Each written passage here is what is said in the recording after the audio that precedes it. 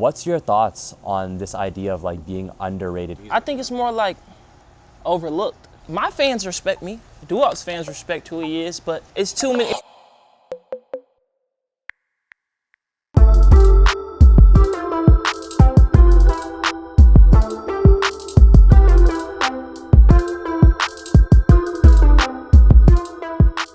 Yo, what's going on, guys? You're watching Kids Take Over right now. Not in Vancouver, we're in LA. And this is someone who, you know, I've been listening to for a while now, you know, like you guys saw that we interviewed Duwap, but I'm here today with Lil Candypaint. What's going on, bro? What's going on, gangsters and gangstettes? Yeah, and we're actually at his crib right now. Never been here before. Lil Tracy Far also. as fuck, huh? Yeah. Yeah, it was pretty far. I was gonna ask you if you wanted to interview, bro. Yeah, I think we'll just meet him and maybe like, because we're here for like we're here for like another week or so. Oh, okay, bet. But yeah, it was far. Yeah. It was far. It was like the middle of nowhere. This shit far as hell. Yeah. I was watching, dude, I think the music video you did with dotcomnirvan, the most recent one. What's up? Yeah, dude. Fuck, there's a B, sorry. Like, I love Lyrical Lemonade, of course, but I think from the rappers of your genre, right, of like your subgenre, the thing a lot of them were missing is like crazy visuals. Yeah, like really creative visuals. He definitely is the face of like all the. I think him and Lone Wolf have the best videos for like when it comes to people who like are on the same quote unquote level as me. You know what I'm saying? Like, Oh, even by the way, when Duwap did the Santa video, who recorded that? Do you remember? Santa, Ill Roots. Ill Roots, right? Roots, yeah, it's like people like those. I think, yeah, they fit really well with your type of. But what do you think about like Cole Bennett's videos? Have you ever been in talks with him? Yeah, me and Cole have talked no cap for years, low key, like probably since like 2016, 2017. And me just asking like, can I get a video? Can I get a video? He always tell me like when the timing is right. Yeah. He used to tell me we're in the same state, we're gonna get it together, this and that. But yeah, like you said, just when the timing is right, really. Right. I'm not in a rush, and I know he definitely isn't in no rush either. So, and I understand nigga be busy, you know what I'm saying? They got a lot going on. Has like Lemonade coming out, probably has like so many clients. You know what I'm saying? They got so much shit going on. He got a whole warehouse he got to take care of. Yeah. What about I know this one person tweeted at Duwap once, and they're like, "Yo, do you like when is Cole gonna do a video with you?" But I think Duwap was saying that Cole said he doesn't like his energy or something like that. I know Cole definitely is one of those people though. Like I don't think he'll just work with anybody. Like I don't think Cole, if he don't fuck with like your music, I don't think he'll just work with him. But I don't know the situation with like him and Duwap and no shit though. Yeah. I ain't know that. Duwap is very to himself type of nigga. So like some people may not understand him from the jump until they meet him. Yeah, but we were talking about going to LA, right? I read that when you first moved to LA, which you said was 2017, right? You kind of just moved here with not many followers. You just had like a backpack. Like, what would you do those days? I still was making shit happen though. Like, I don't know. Quincy had his friends and shit out here, so DJ Quincy. Okay. You know what I'm saying? So he the reason why I came out here. Like, he let me stay with his mom and at his spot and all that. And he's the nigga who started introducing me to everybody. He's the nigga who introduced me to Adam. But when I was goddamn 2017, bro, backpack days, we was just waking up trying to get enough money for a 3-5. How did you take it from being like a struggling kid to actually getting a core fan base? Because what I've noticed about you and Duwap is you both have really like cult fan bases. So like, how did you do that when you had nothing? Bro, I really think it's just the gradual come up. Like, I honestly think that's what it is. It's just the route that I took. Cause some people like, bro, let's say I blew up. Let's say Internet Thug, that sorry ass song. Let's say that shit blew up overnight. Yeah. People would have been expecting Internet Thug shit from me, you know what I'm saying? They would have been expecting the same type of song, or they would have just been expecting certain things from me because a nigga blew up. But I think because me taking a gradual route, I grabbed fans like along the way, you know what I'm saying? And people got to watch it happen. So it's different when you watch it happen and when a nigga just pop up. People feel like they're a part of my journey. Right. You mentioned DJ Quincy. Are there any other like really crucial people you think had a part in your come up that like you'd want to thank, I guess? Lil Tracy. Yeah. Yeah, that's it when it comes to like help. Right.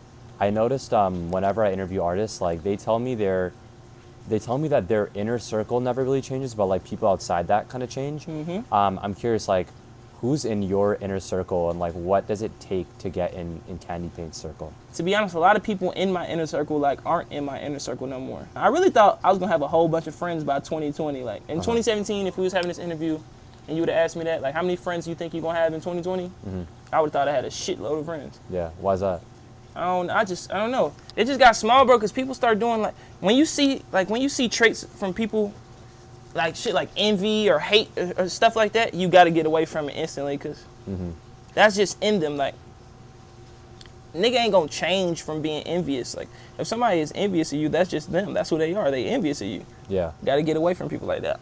That's really all it's ever been, though. It's envy. Do you think it's easier to have like other rapper friends, or it's like better off to just find like normal people to talk to? That's a good question. I don't know which one's easier to have, to be honest. I don't know. I every single time I end up being friends with somebody, it's on accident. You know what I'm saying? Like, yeah, like Summrs and shit. Like, all them, that's my circle. Summrs and. Right. I'm like super into this like subgenre of music that you've made, you know? I'm really into Pierre, really into Duwap. Yeah, in my suggested shit on Spotify, like when it says suggested artist, Pierre is up there, Duwap's up there. Right. It's like the way I describe it is, it's like trippy, really minimalistic, like late night type music. Yeah? I feel that, late night. Yeah. Have you had people say that? Nah, nobody's ever said late night. That's hard though. I like that. Oh, also like, you know who Bktherula is? Of course. Yeah, so her music is like in that lane as well. But I feel like whenever I try to show my friends this type of music, they either love it or they hate it. Facts. But I think the greatest things in life, you either love it or hate it. Yeah. Like, I feel the same way about Drake. Like, if you show somebody Drake, either they love him or completely hate him. Really? I found so many people that just think he's like average. You know? I never hear nobody say that. Like, because he's so appealing to like everyone, you know? That's how I feel. Like, I feel like he should be appealing to everyone, but I know a lot of people that hate that nigga, and I don't understand why. I think it's kind of just like LeBron too, like. Yeah, like LeBron. Yeah. Like, you either love him or hate him. Like, yeah, probably because they compare him to like Michael Jordan and shit. Yeah, you know and same with Drake. Like, you're not Exactly. gonna compare him to like. You're not comparing that nigga to nobody regular. I feel like, okay, it might sound kind of weird, but I think it takes like a certain IQ level to understand this type of music. 100%. I'm gonna tell you where I get my influence from. Yeah. At first, it was just Chief Keef. Then I start realizing, like, once the music started getting oversaturated, I start understanding, like, okay, I'm not the only nigga that looks at him how I look at him. Like, everybody is starting to look at Chief Keef as a quote-unquote GOAT. Yeah. So niggas start taking that as inspiration. So what I try to do is just take Future and Drake and put those together. Those are my influences when it comes to, like, music. If I'm thinking about somebody, like, those are the only people that can give me influence. I wouldn't think Drake. I see the Future. I try to water down the Drake shit.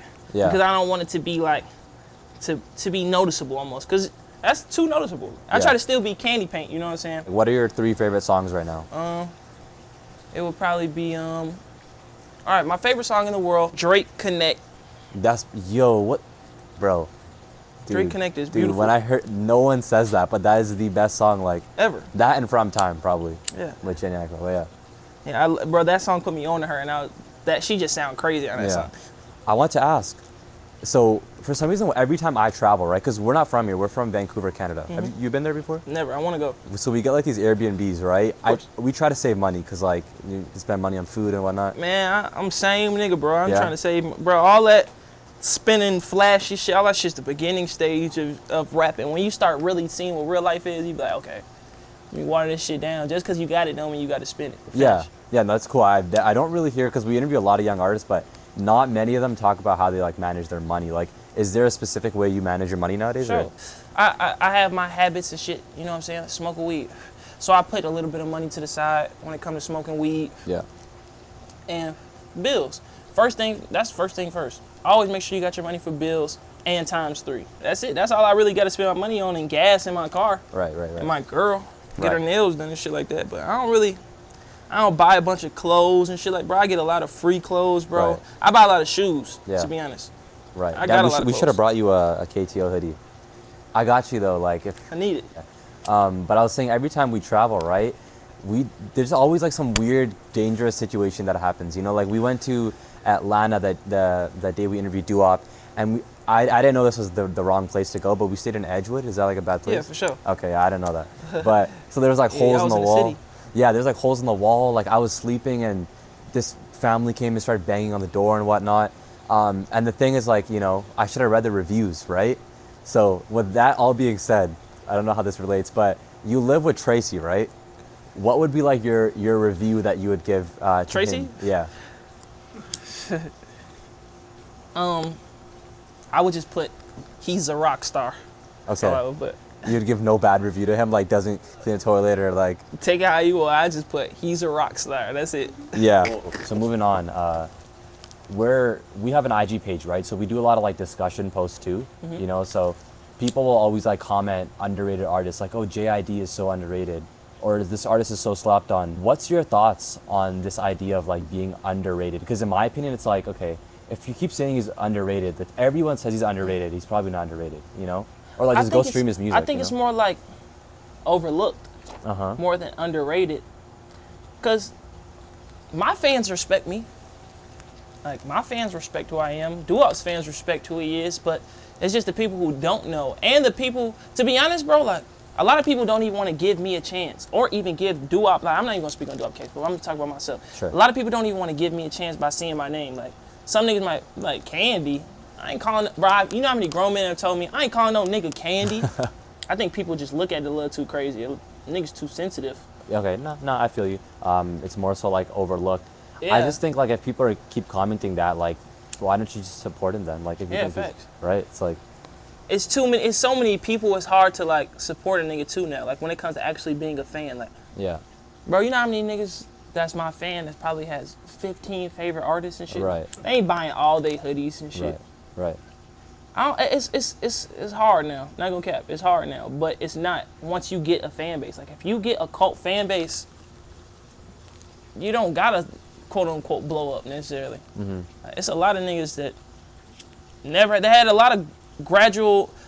Chief Keef had a gradual come up. Yeah. Kind of even Lil Durk too. Yeah, Lil Durk definitely had a gradual come up. Yeah. Like people like that, Yeah. they gonna have fans forever. Yeah, I mean, there's like mainstream artists, and then there's also like underground legends too. For sure. And I feel like it kind of just depends what you value more. Do you want to be like super rich or whatever? Do you want to be really respected? What is that like for you?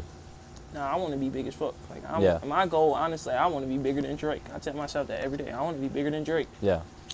If you make music, bro, and every single song get better, and first, let me say this first, bro. If you make music and it's ass and like you just know it ain't getting no better, just stop, bro.